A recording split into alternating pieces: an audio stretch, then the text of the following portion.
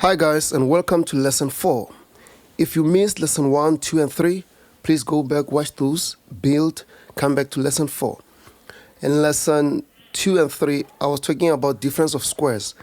And in one of the lessons, I explained the difference between expression and an equation. So now we're going to solve the equation part, okay? And we're still going to use difference of squares. Let's say solve for x. Now, I'm going to give you x squared minus 4 equals to 0. How do we solve for x when we are given difference of squares? We've learned how to factorize this. Let's go and factorize. We're going to open a bracket, open another one, respect that equal sign, do not just remove it, equals to 0. We know that we must first find the basis, so x squared minus 4 can be written as 2 to the power 2. So our bases are x and 2. So we're going to say x, 2, x, 2.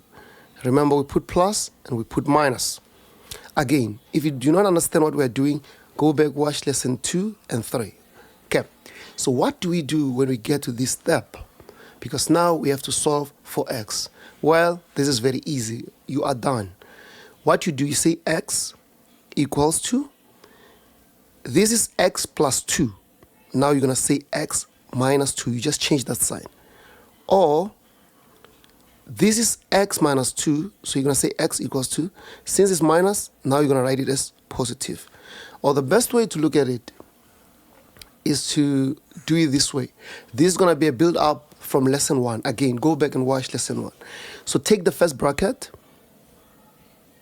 equate it to 0, or take the second bracket, equate it to 0. Remember from lesson 1, when you have a plus in between the x and the number, you transpose.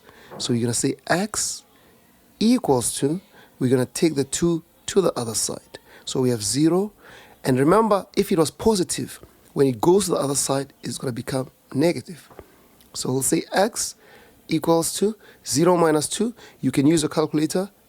You're going to get a negative 2. Or we do the same thing here.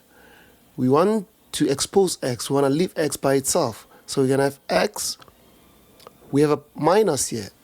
Remember, when you have a minus, we transpose. So we must take the 2 to the other side of the equal sign. It was a minus, so when it jumps the equal sign, it will become a plus. Leave the 0 where it was. So 0 plus 2 is going to be 2. So the answer is x equals to negative 2 or x equals to 2. Another way of solving the same thing would have been, say, here's an alternative. You could have said, I'll start it here from here. The goal is to find x, right? So we're going to try and remove everything without x to one side and leave x by itself. So let's take the negative 4 to the other side because it doesn't contain x. I'm going to leave x squared here. Take negative 4 to the other side. Remember, when you transpose, what was negative becomes positive. So we have 0 plus 4. We're going to have x squared equals to 0 plus 4 is 4.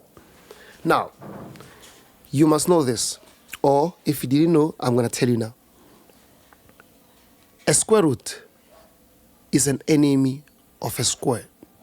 So if you take x squared and put a square root, the square root is going to cancel the square. Okay? Square root and a square don't like each other. They cancel each other. So here, if we want to get rid of the square, we must put a square root. But why do we want to get rid of the square? Because we want x alone, not x squared, but we want x. We want it to be just x, since we are solving for x. So we're going to put a square root here. Right. And it's going to cancel that. But you can't just put a square root one side. You have to go put a square root also on the other side. So since you put a square root on the left, you must also put it on the right. There, square root of 4. However, when you put a square root over a number, okay, or over a letter that is not the variable you are working with or you're looking for, that square root must come with a plus or minus. All right? You don't have to do that on the side of x because x is the variable we're looking for. On the other side, put a plus or a minus. So the square root cancel the square. Now you're left with just x. Plus or minus. The square root of 4 is 2. So your answer is x equals to plus 2 or x equals to minus 2. All right? If you want to get rid of a square, you can put a square root. So that's another way of doing it.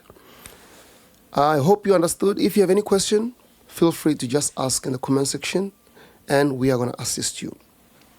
And then I'll see you in the next lesson. That will be lesson 5. We are going to be factorizing trinomials this time. This was factorizing difference of squares. Enjoy.